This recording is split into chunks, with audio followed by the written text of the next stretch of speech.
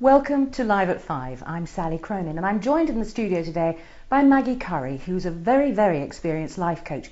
And we're going to be talking about her new book today, but also how Maggie got into life coaching in the first place. So welcome, Maggie. You had a bit of a rough trip over from the Isle of Wight. Yes, I did actually. It was quite bumpy on the old Well, sea. thank you for coming across. I know the weather's a little inclement today. It's a new book coming out very soon for you, but before we talk about that, can we just talk about life coaching in general? Now, when I've met life coaches in the past, it's pretty obvious that they're not usually in their 20s. And perhaps the clue is in the title, life coach. And perhaps we do need to have a few life experiences before we can become able to tell other people perhaps how they manage their own lives.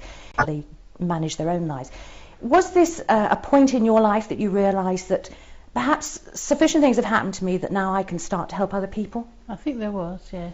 I'd moved to the island from the mainland, and I got to the point where I thought, I've been there, I've had no confidence whatsoever. I need to be able to help other people to gain their confidence.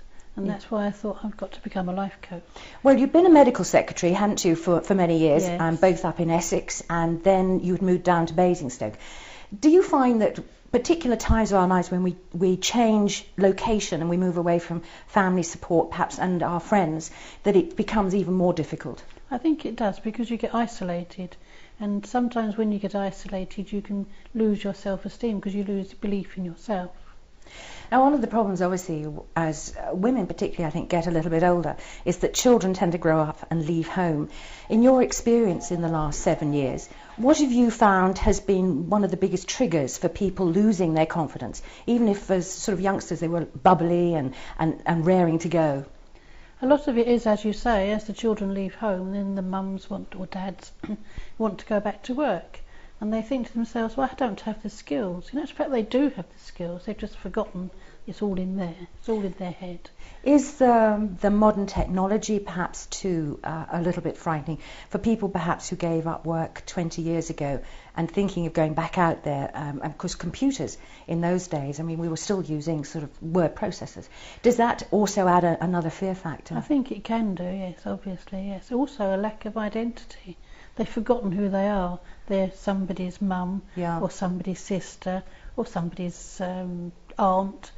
And then they forget that they're actually themselves, and they've got to start looking after themselves and getting themselves back on track before they can really build up their self-esteem and confidence. Yes, and I mean, it's not helped, is it? Because, of course, in the papers the whole time, one sees comments which say, once you get into your 50s, people like the larger television companies, for example, will say, well, we don't have presenters or we don't have staff who are over a certain age.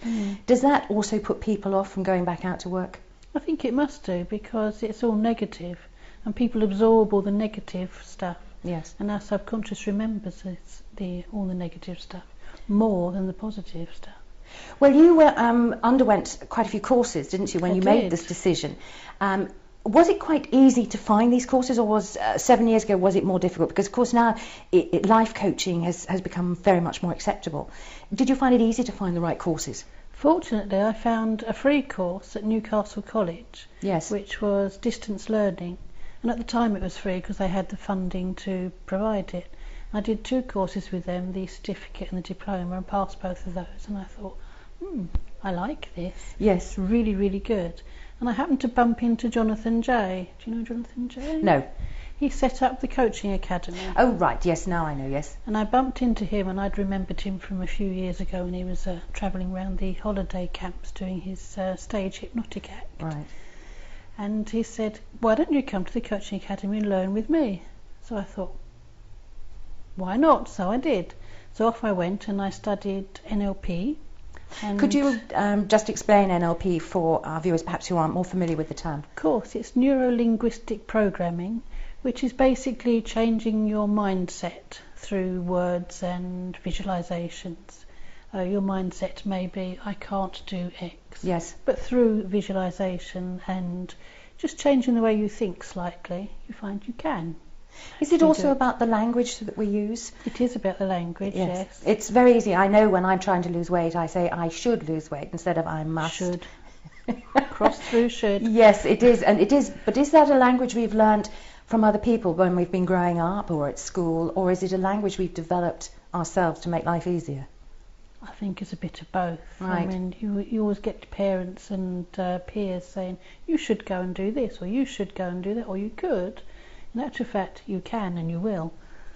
I want to move on, if I may, just to talk about shows like The X Factor, because even just with it being on for a couple of weeks, it's plainly obvious that they are focusing on the youngsters who are coming along for the auditions, who have great expectations for themselves, who think they can sing and can perform, and that they're going to be stars. So you've almost got two problems here. One is, unfortunately, and many of them as they get on the stage can't sing, but they have got this huge letdown. Is that very difficult for a youngster to take on board at that age and then pick themselves back up afterwards? I imagine it must be. The rejection must be awful. In front of millions of people? Well, if you think you're that good, if you believe you are that good, then and you get knocked back like that, it must be absolutely terrible to your self-esteem and confidence. Where have they got that self-belief, though? Because is it from their parents saying, you're lovely, darling, and you can sing? You sing beautifully? Is somebody telling them this? Is it that we don't like to hurt people's feelings and that somebody along the line has kept on feeding that expectation? Or is it something they've decided on their own, do you think? I think it's a combination of all of those things. I mean, if they really do believe they are that good and they're saying to people, do you think I'm good? People aren't going to say no, because they don't want to knock their self-confidence. Whereas perhaps they ought to say, well, really? A few lessons? Yes, you're not that good. Yeah. And the other part of this, of course, the X Factor, I want to move on to, is the fame side of it. Those that succeed and go through and have won obviously have a huge support team behind them. But recently, in the last few months, we've seen a lot of newspaper reports about young sportsmen and pop stars. Once they get to that celebrity status, a lot of money, that they start getting themselves into trouble. What happens to people when they get to that point? They're in their mid-20s, perhaps, lots of money. What causes them to then suddenly look to drugs or perhaps extramarital affairs? Perhaps they've got more money than they actually need, which is why they're spending it on drugs and whatever. Perhaps they're bored because they've got everything. They haven't had to work. I say work. They haven't had to work hard to get whatever it is they need. It's all just on tap. Is this why established stars, I know a lot of the older established stars have said that, these programs don't actually create real stars, and that they are not being fair to the youngsters, because they say there's no overnight success, and I suppose for people who've spent a lifetime in the business realise the pitfalls. It must be very, very difficult. We also have peer pressure, yes. And we also have the media. And I know that I'm not a supermodel, but I still pick up magazines that have got beautiful women on the front and lovely clothes. Is that culture that we've created, particularly for young women, causing difficulties too? I think it is. It's very unhealthy. It's very unhealthy to have a picture of a young girl who's got the perfect figure and expect every teenage girl to look the same, because they won't. Everyone's an individual, and they should be allowed to be an individual. Have we lost sight of actually what beauty is, do you think? And have we created this new vision? I think we have, yes. I think you've hit the nail on the head there. So we're not looking inside anymore? No. We're just looking at external trappings.